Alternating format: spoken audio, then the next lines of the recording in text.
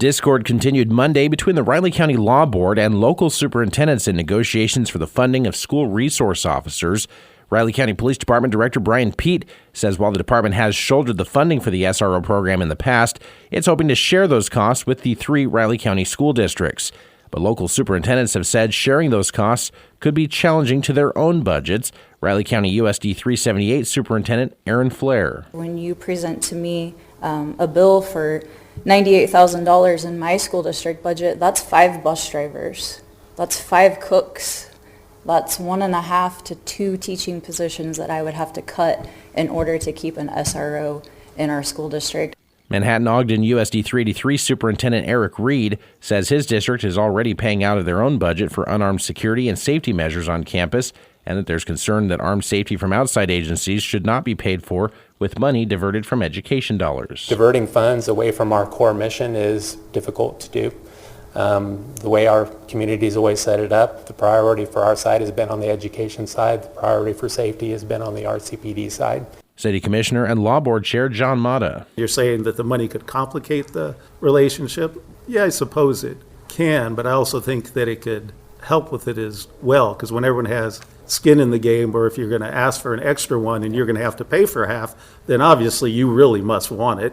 Director Pete was authorized by the Law Board in 2024 to begin negotiations with the 3 districts directly, but says those discussions have been paused since March when all 3 districts in Riley County, including USD 384 Blue Valley, sent a letter to the Law Board expressing a willingness to discuss and share their perspective on the proposed cost-sharing agreements. No decision was reached Monday. Negotiations remain ongoing. The Riley County Commission on Monday approved the annexation of property east of the Manhattan Regional Airport into the city of Manhattan. The .98 acre of land at 5111 Murray Road will be able to access the city's sewer and water services. It's an island annexation, meaning the tract of land is not physically connected to the city. The owners, Charles and Julie Brunner, wanted to use a shed on the property to store commercial items for their business. The property was outside of the city limits. The Manhattan City Commission approved that annexation request on a 4-0 vote on March 18th. Riley County Commissioners also walked a fence line on Walsburg Road in Randolph Friday morning, which is being disputed by 2 area farmers. One farmer, Gary Hargrave, wants to install a partition fence between the 2 properties. He claims his neighbor, Stephen Salzman, neither wants the fence there, nor does he want to pay his share of the cost for it. Hargrave says he's agreed to install the fence if Salzman agreed to pay 25% of the fence's cost. Salzman has said he hasn't been told what the overall price will be. The partition fence would not enclose Hargrave's property. Going forward, the county councilors will work with the county commissioners to come up with an order. The process is expected to take about 1 month.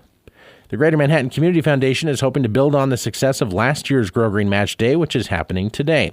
President and CEO Vern Hendricks says that in 2024, nearly $1.8 million was raised for area nonprofits. In 2024, the average gifts per donor to obviously nonprofits was 3.79, so almost 4 charities per donor in the process. And so that number we've seen going up every year.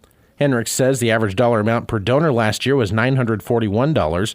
For nonprofits that benefit from Grow Green Match Day, today marks a prime opportunity to tell their stories.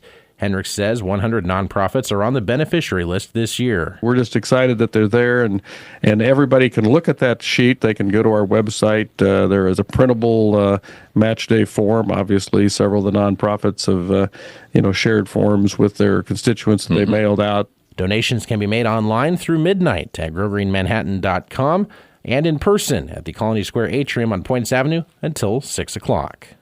Good morning, I'm Troy Coverdale with your sports headlines. With 1 day before the transfer portal officially closes to those looking to leave schools, the K-State men had another roster departure in junior guard C.J. Jones. He appeared in all 33 games for the Wildcats this past season, starting 9. He averaged 6 points on 41% shooting, including a 31% clip from three-point range. Currently, the Wildcats have 8 open scholarships to fill with Jones' departure.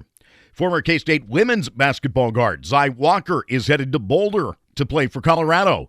The Boulder Daily Camera reports Walker was a top transfer portal target for the Buffs and head coach J.R. Payne, having averaged 8 points, 4 boards, and 3 assists per game for the Wildcats, while also earning all Big 12 defensive team honors.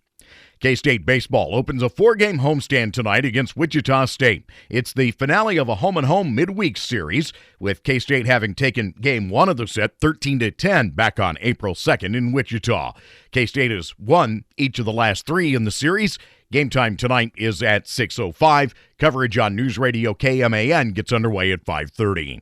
K-State, meanwhile, announcing that Sunday's first pitch against Houston in the 3rd game of their weekend Big 12 series has been bumped up to an 11 o'clock start, a game that will pick up in progress that day on News Radio KMAN.